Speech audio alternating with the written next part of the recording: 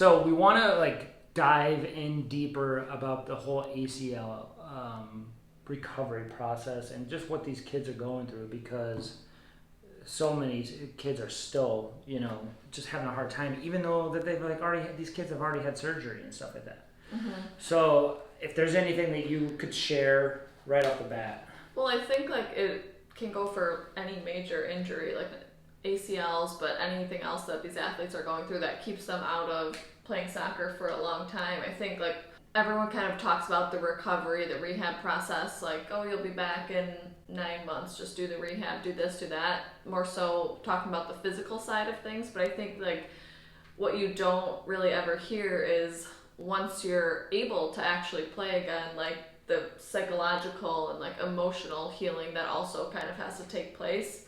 And I think like from my experience, that happened once I was cleared like to play again, so like I was playing, and when I first started coming back from like both the ACL tears, really it took a long time to actually feel like completely comfortable That you were there again. playing again. Yeah, because I think like there's a lot of fear in coming back from like any type of major injury, and like when you're out there playing, you obviously don't want it to happen again, and you're just like almost scared to re-injure yourself, scared that your knee or whatever body part it is won't hold up, things like that.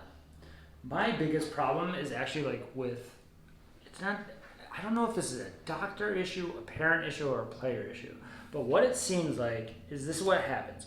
Kid gets surgery or whatever and gets cleared.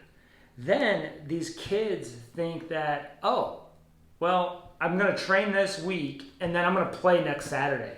That is not how it works. That is not how it works. Most pros will train for like a full month to get their confidence back, because if you go into that game that following week and you have a bad performance, only one thing is going to happen to your confidence, and it's going to go down. Mm-hmm. And so many, I don't know if that it's a doctor thing. Like, I wish the doctors would be like, you're cleared, but you need to train for like a month. But so many of these doctors don't know the sport, and they don't know what some of these kids are going through.